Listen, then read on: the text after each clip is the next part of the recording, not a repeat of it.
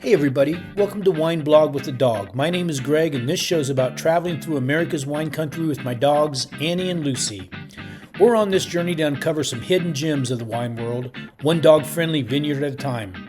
Discovering forgotten varietals, meeting passionate winemakers and their pets, and of course making sure Annie and Lucy get VIP treatment. So let's grab a glass, get your leash, join me as we toast the unexpected. Cheers!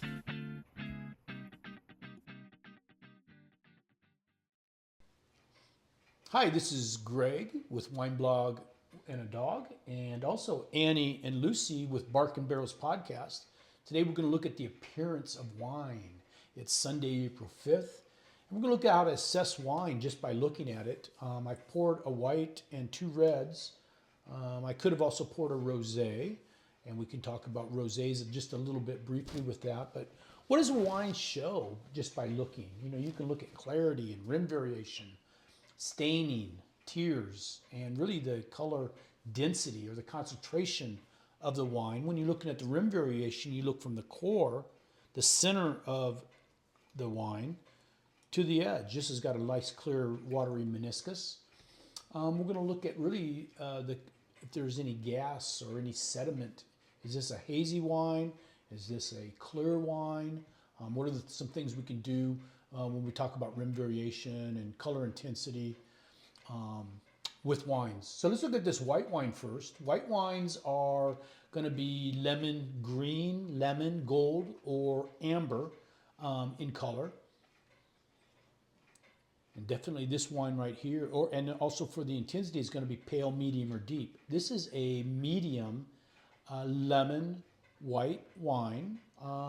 It's star bright. This wine has no evidence of gas fluctuation or sediment. This wine is medium in viscosity, telling me that it's going to be probably lower in alcohol, under 13%.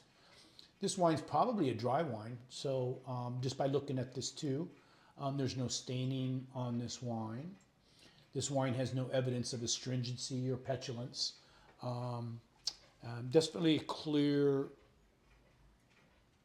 white wine, very aromatic. Just from the smell of this, I would put this into a Sancerre, a Sauvignon Blanc from New Zealand, or possibly a Spätlese Riesling from Germany with the white wines. White wines typically are drier.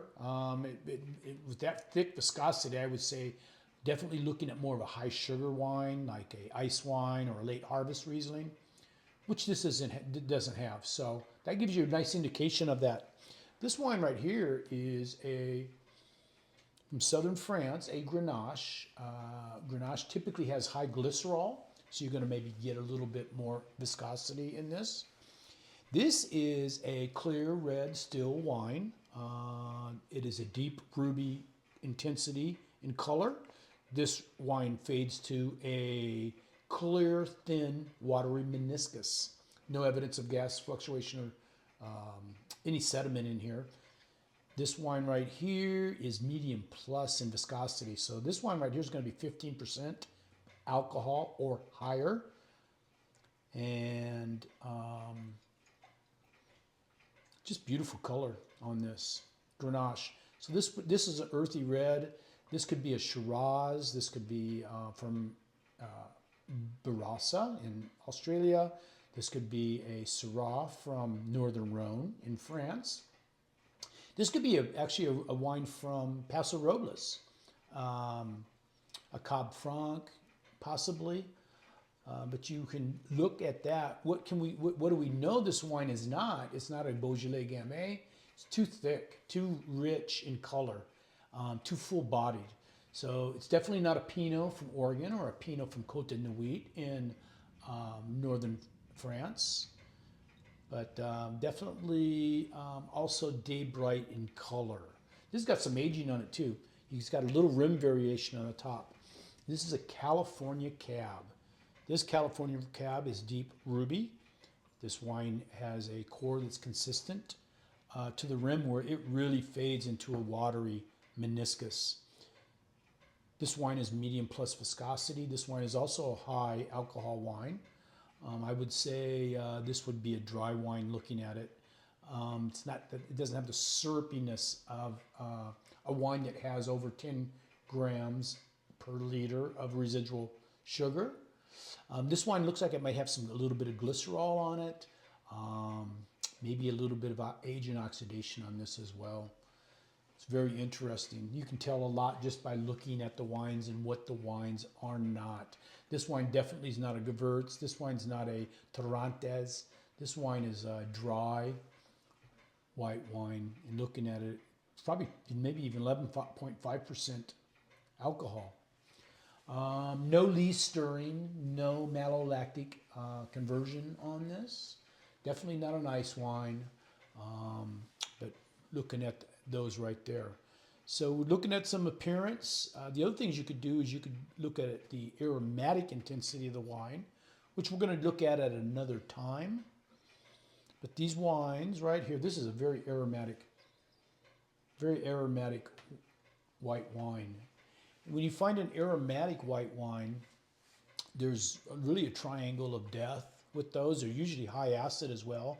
A Sancerre, Sauvignon Blanc from New Zealand. This is from Marlborough, which is on the South Island, the north part of the South Island.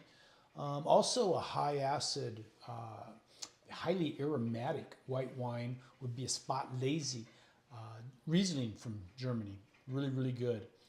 You could also look at some floral whites too, if you got some floral, but there's no floral on this. But if I did have floral, I'd be looking at maybe, Viognier from France, or some wines like that. So you can kind of differentiate from those. The red wines, again, earthy reds versus like light-bodied. You're going to be able to tell the difference between those very, very easily. And then if you can get the aromatic part down too, you should be able to pigeonhole wines into 3 or 4 different categories. Neutral aromas, high acid whites, floral whites, the earthy reds, and again, light-bodied reds. Rosés, which we don't have here, again, they have 3 colors, salmon, pink, and orange. They also have color intensity of light, medium, and deep. And so you can kind of look at that. You might look at like a rosé, a Grenache-based rosé that might be a little darker, a little deeper in color, with not much rim variation from the core of that. So we're looking at a couple of these wines today. We do definitely have our trip coming up to 4 wineries in Utah and Zion Park. Lucy, she's going to go on this trip. So we're going to finally let her go. And then Annie, here, let me give you this, Annie, because you got a lot of stuff going on here today, working. You guys been for a walk today and been swimming once and groomed actually as well. So a busy Sunday here. Hope you guys are enjoying March Madness. Duke got knocked out last night, which was kind of a fan favorite. We've got Houston and a kid from Las Vegas who starts for Houston Cougars and Florida playing in the championship Monday night. So I hope you enjoy that. I want to say cheers. I hope you have a blessed week. Take care. For Lucy and Annie with Bark and Barrels Podcast and me, Greg, wineblogwithadog.com. Have a great week.